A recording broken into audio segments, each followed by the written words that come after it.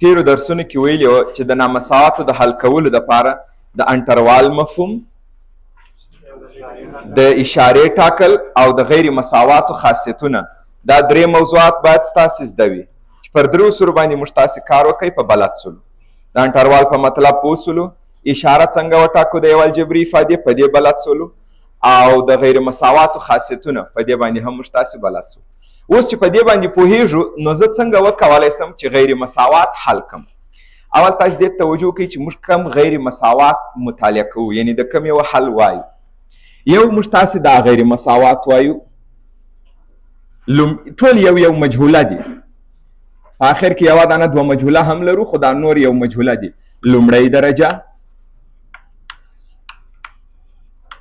یو مجهوله خو دی، اما درجه یې څو دی؟ لومړی. بل د باینومونو ضرب هر څو دانې چې وي. بل یعنی کسري غیر مساوات چې دا حاصل تقسیم حالت دی.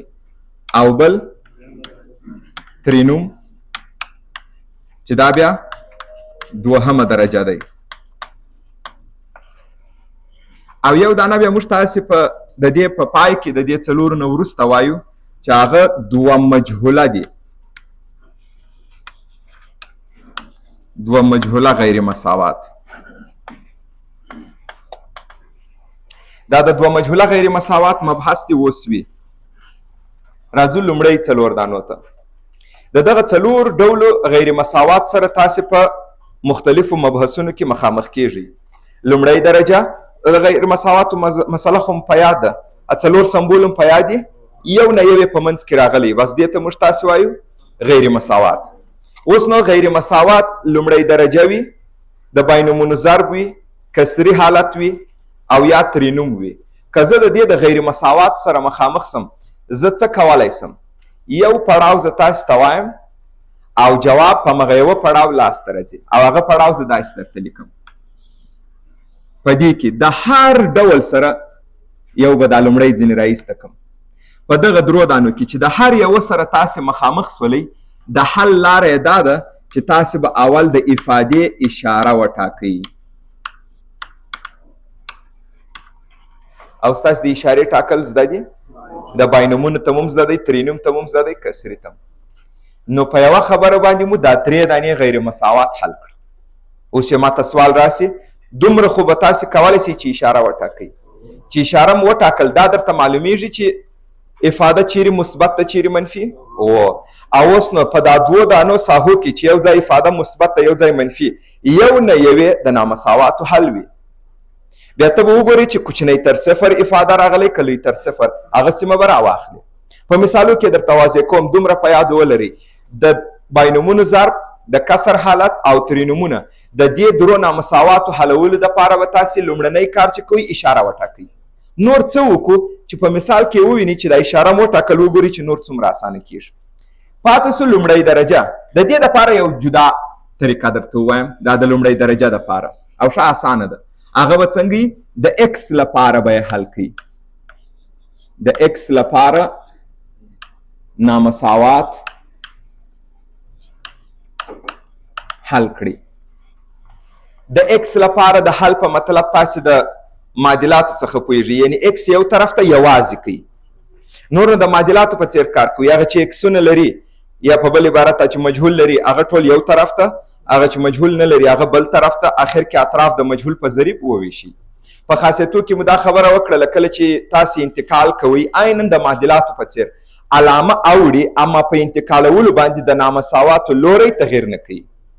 علامه اوړي، مثبت مو د یو طرف څخه بل طرف ته واړوئ، منفي مو واړوئ مثبت، خو د نامساواتو لوری تغییر نه کوي. د نامساواتو لوری یوازې په منفي عدد ضربولو او یا په منفي عدد ویشلو باندې اوړي، بل وخت تغییر نه کوي. خبره خلاصه؟ متوجه سولې که نه؟ زه اوس د دې د یو نمونه مثال تاسو ته راواخلم. وګورو داسې یو نامساوات دی، فرض وکړئ 3x جمع 1 x منفي 5. ګوري دا سمبول چې مو لیدی په پوه سولو چې دا عبارت د څه شي څخه دی؟ دا غیر مساوات راغلی دي. اوس نو تاسې غیر مساوات وګورئ چې په دې څلور ډولو سره تاسو مخ کیږئ. تاسو وګورئ چې په دې څلور ډولو کې کم ډول دی. لومړی درجه والا ته مې طریقه ویلې وه اکس ته حل کوي پاته ټولو ته مې ویلي اشاره وټاکئ بس د هغه حل لاره سوه اوس راسئ دا لومړی درجه دی اکس ته حل کوي نو دا 3 اکس دي د لې ته وي دا اکس مثبت دی چې دې طرف ته یې راواړوئ منفي دا یو به دې طرف ته واړوئ منفي ګورئ علامې بدلیږي اما د نامساواتو لوری دا د حدونو د اعدادو په انتقالولو سره تغییر نه کوي نامساواتو لوری تغییر ونه کوي 3x منفي x 2x او منفي 6 په آخر کې اطراف د مجهول په ضریب وویشي تقسیم کوي پر 2x تقسیم پر 2 x منفي 6 تقسیم پر 2 منفي 3 لوری تغییر کو کنه وګوره اطراف چې په مثبت عدد ویشلی لوری تغییر نه کوي دا د نامساوات حل سو ما تاسو ته ویلو چې د اکس لپاره حل کوي بیا مې درته ونه ویل چې د اکس لپاره حل کو بیا څه وکړو اوس یې په جواب پوه شولئ د دې د حلولو طریقه دا وه چې د اکس لپاره حل کوي نامساوات کله چې مو د اکس لپاره حل کړه بیا څه وکړم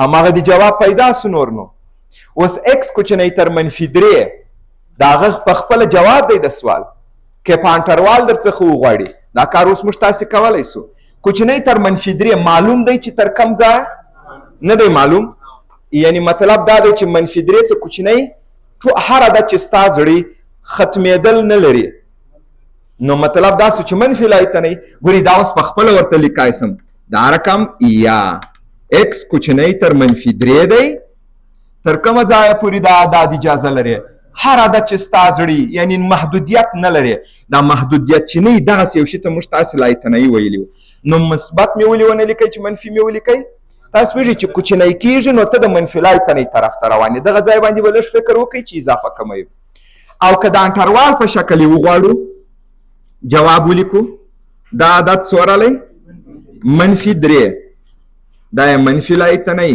دا یې مثبت لایتنی کوچنی تر منفي 3 تاسې آینده حسابو د پری الجبرا څخه په دې مسایلو باندې بلد یاست چې د یو عدد کوچني عدد د هغه چپ طرف دی او د یو عدد لوی عدد د هغه شی طرف دی نو کوچنی تر منفي 3 خو دغه عدد راله او اوس دا کولی سو په انټروال ولیکو ډېر هم په اسانۍ منفي لایتنی څخه دا خو عدد نه دی دا خو دایم انداسې نیول کېږي منفي 3 ګوري دلته اکس کوچنی تر منفي 3 خو د منفي 3 نه نو زه به دا خلاص ونیسم دا خلاص ونیسم که تړلی دا دایم د دغه ځای څخه موږ ته راځي یعنې دا زما د علاقې یا زما د خواهش مربوط نه دی دا زه ګورم چې په سوال کې څه ډول جوړ دی نو دا اول ډول یې ډېر زیات اسانه نه و ما تاسو ته طریقه ویل چې اکس ته حل کړه چې اکس ته مو حل کوئ بس همغه یې جواب دی اوس نو چې څومره لومړی درجه غیر مساوات تاسې ولیدله د ټولو د حل لاره څه ده اکس ته حل کړه او تا ته په اخر کې جواب لاس ته راځي په دې مسله بلد سولئ ښه